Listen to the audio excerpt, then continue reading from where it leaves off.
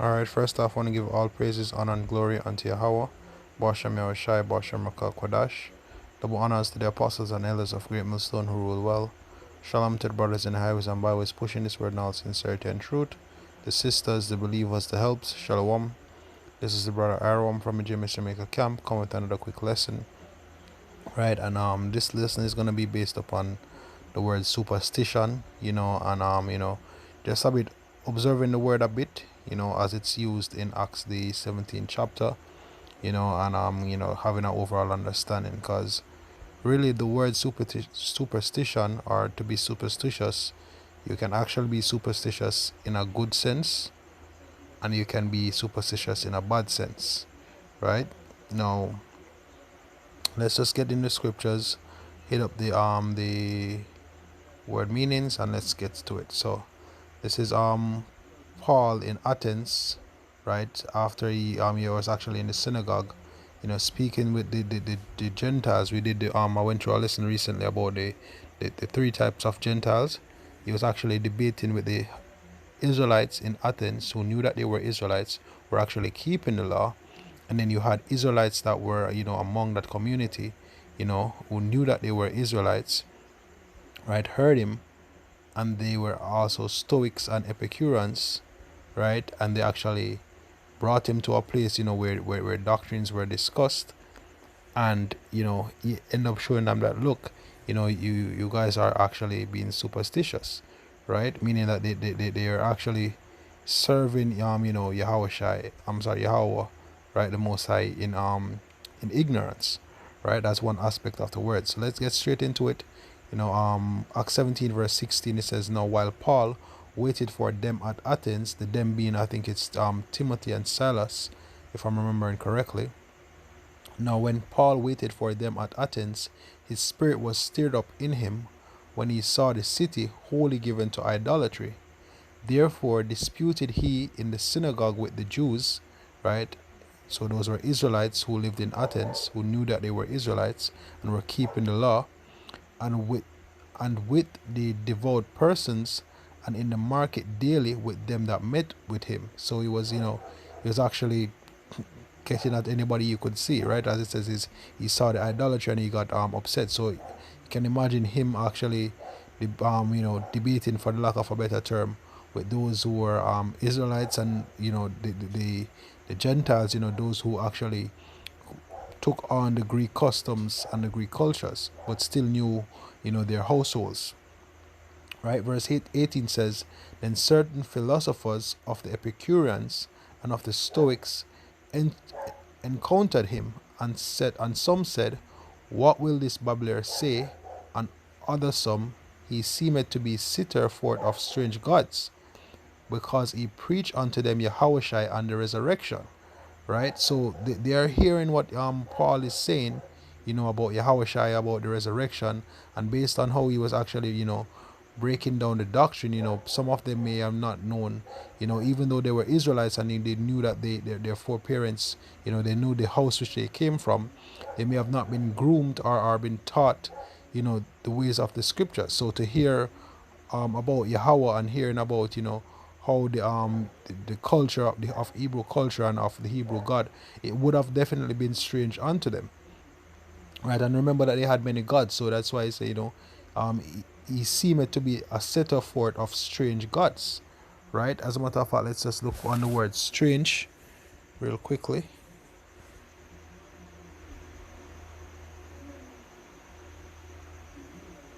Strange, foreign, right, right. So hey, seen that, they were Israelites, right? And when Paul was speaking about Yahweh and Yahweh Shai, it was foreign unto them, right? It says a foreigner, a stranger, alien from a person or thing, without the knowledge of, without a share in, new, unheard of, right? So they weren't groomed in the ways of Israel, because their foreparents would have forsaken the ways of Israel, the customs of Israel, and they would have been fully brought up in that Greek way of life, right? Even though they would have been among Israelites, right? It says one who receives and entertains another hospitably, if I'm pronouncing that correctly, it says, with whom he stays or lodges a host. So basically, the doctrine of Yahweh and Yahweh Shai was actually strange unto them. Right? Now moving on, it says, and they took him and brought him unto Areopagus, saying, we know what this new doctrine whereof thou speakest is. Right? It says, and they took him and brought him unto Areopagus, saying, may we know what this new doctrine whereof thou speakest is. So they wanted to hear, more about Yahweh and Yahweh Shai. Right? It says, for thou bringest certain strange things to our ears, we would know therefore what these things mean. For all the Athenians and strangers which were there spent their time in nothing else but either to tell or to hear something new. So this was all about hearing something new, adding to what they would have already heard, or speaking of something that they consider to be new, right? Then Paul stood in the midst of Mars Hill and said, Ye men of Athens, I perceive that in all things ye are too superstitious. Right? So he was actually speaking to the Israelite foreigners who were dwelling in Athens. Right? So let's look up this word superstitious. And you're going to see why he call them superstitious as well. Right? So the word superstitious, let's play the Greek. G1174, Dicedaimon. Right. So as you can see, the first definition says, in a good sense, reverencing of God or the gods, pious, religious. Right. So it's when you're God's reverencing of gods. If you're an Israelite, we only have one God, which is Yahweh, and we worship Yahweh through His only begotten Son, Yahweh Shai. Right. So it's someone that's pious, someone that's religious, and in a bad sense, superstition. So let's break down the two words. The first word is timid and fearful, right? So it's really more fearless, out of fear, right? Which we do fear Yahweh Shai, Yahweh Bashem Yahweh Shai, in a good sense, but also, as you can see, you can actually have a irrational fear, right? So it's a timid or being fearful of a god or deity. It says an inferior deity, whether good or bad, right? Or even it says in the New Testament, an evil spirit. So it's when you fear, you can have in a good sense, which is you can be superstitious towards Yahweh Hashem Yahushua in a good sense, having that godly fear, having that righteous fear, being pious and religious unto Yahweh Hashem Yahushua, or it can come from a bad sense.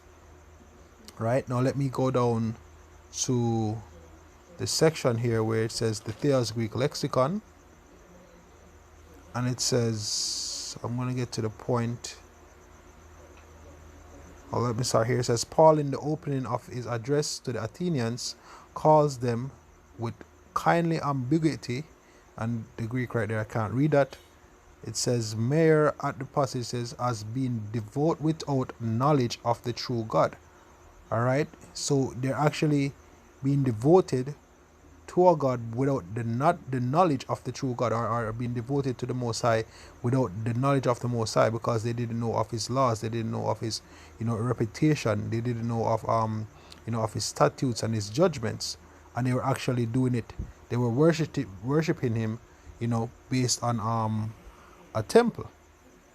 Right. So before I get into the definitions, let me just read this one. Well, better yet, maybe it's wise to actually go to the definition. So the first definition says, superstitious, involving faith in supernatural powers or magic, which, once again, the word has a good sense or a bad sense, because to have faith in Yahweh Hashem Yahushai, that's good in a good sense. It says characteristic of pagan religion or false religion, having faith, and having that reverence and fear towards a false concept or a false idea or even a false god, that is also you being superstitious. Right? Going down here, it says Latin superstitious, right? Prophetic, full of dread of the supernatural.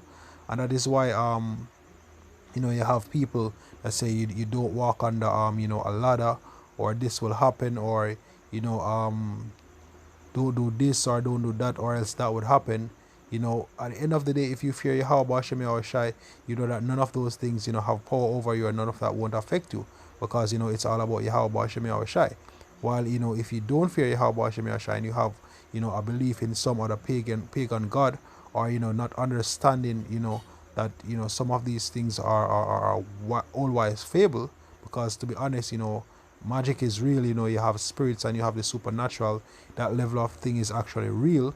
However, most of them, you have old wild fables, aka superstitions, which people just fear, and they follow, or follow the guidelines of those sayings, or customs, based on just ignorance, no, straight up ignorance, because that's what they've been told, right? We're also going to look at superstition. Just actually pulled it up. So superstition, it says false religious belief, irrational faith in supernatural powers. So the key word is right there. It says irrational faith in supernatural powers, or a false religious belief, right? Prophecy, soothsaying, dread of supernatural, excessive fear of gods, religious belief based on fear or ignorance, and considered incompatible with truth or reason. So you see that they're actually fearful of things or ignorant of things, and considered, and they don't consider the fact that that it's not true, and it doesn't make any sense. The reason why we know that it's possible for Yahweh Shai to make us do anything that's possible, that we walk through walls, fly, walk on water, the spiritual power, heal, things like that, because it is written and we believe the report. So it has happened. We have countless examples, from the flood all the way down to Egypt, all the way down to Yahweh, right? We have those accounts, and we believe them to be true, because we believe that we believe the scriptures to be our true history, our true heritage, right? However, if it's from a standpoint of something else, then that's a whole different ballgame, and it can be some of these things, things of the supernatural. Once again, they are true, and that's some people go on use on the left hand side, these things which actually hold weight and has some logic, or has a structure towards it. However, we lean to Yahweh Hashem Yahushai. We being the hopeful elect, the men of the Lord, we lean towards Yahweh Hashem Yahushai, right? But then again, it's to know that some of these things, once again, are old wives fables, right? Now, let me get superstitious or superstition from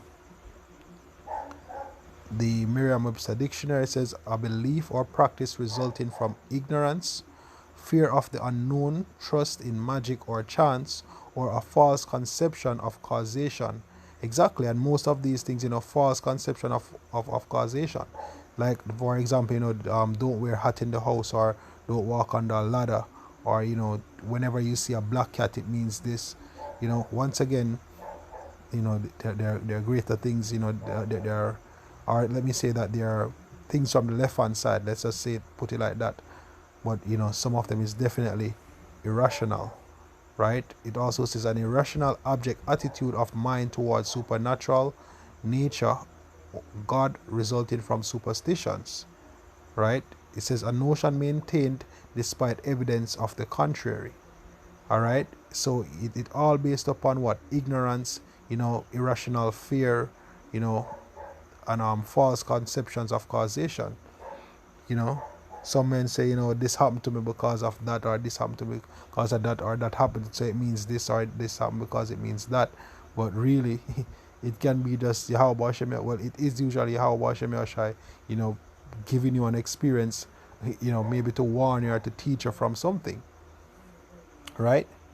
So let's get back to the word superstitious as it pertains to Acts chapter 17, right?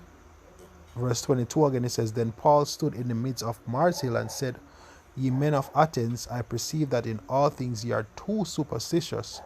For as I passed by and beheld your devotions, I found an altar with this inscription, The Unknown God, whom therefore ye ignorantly worship, him declare I unto you.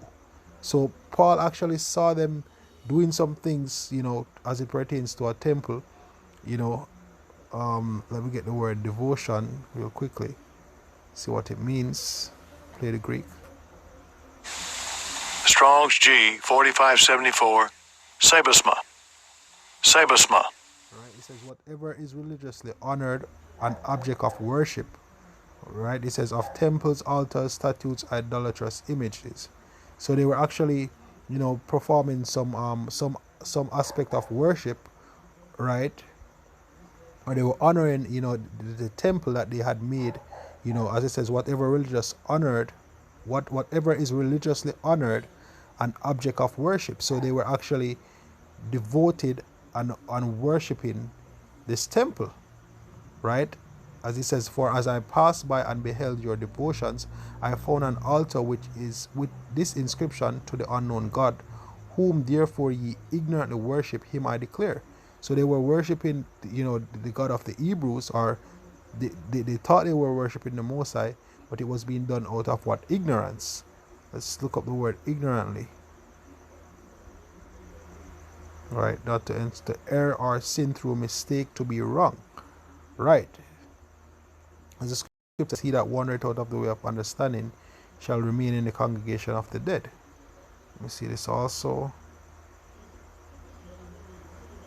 Right. This is the word worship. It says to act piously or reverently towards God, one's country, magistrates, relations, and all to whom dutiful regard or reverence is due. So they were ignorantly worshiping the Most High, by showing honor unto this temple. Right? It says, The Most High that made the world and all things therein, seeing that he is Lord of heaven and earth, dwelleth not in temples made with hands, neither is worshipped with men's hands, as though he needed anything, seeing he giveth to all life and breath and all things, and had made of one blood all nations of men for to dwell on all the face of the earth, and had determined the times before appointed, and bounds of their habitation.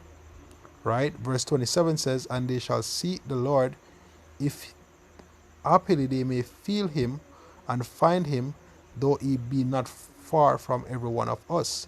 For in him we live and move and have our being, as certain also of your own poets have said, for we are also his offspring. Right?